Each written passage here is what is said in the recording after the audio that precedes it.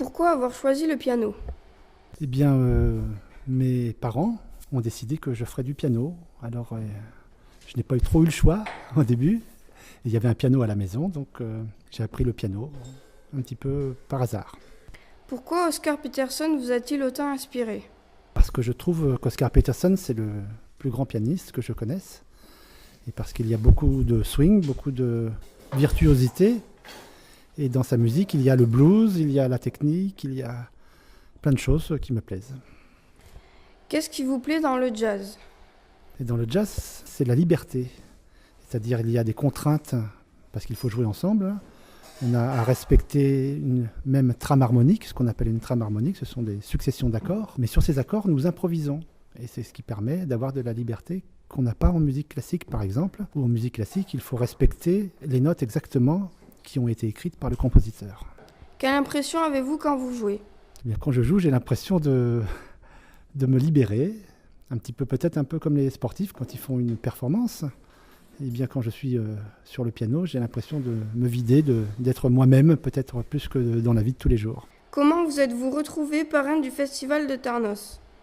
Eh bien, j'ai rencontré le directeur de l'école de musique de Tarnos, qui s'appelle Arnaud Labastie, qui m'a appelé une première fois pour avoir une leçon. J'ai rencontré beaucoup de musiciens de la région, et quand le festival de Jazz en Mars a été créé, ils m'ont appelé pour devenir le parrain.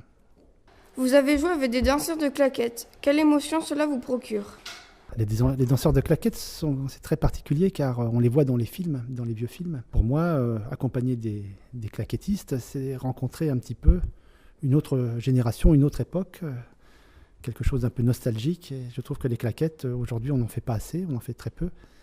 Et le fait d'accompagner des claquettes, c'est comme si je jouais un petit peu à l'époque des grands musiciens de jazz des années 40-50.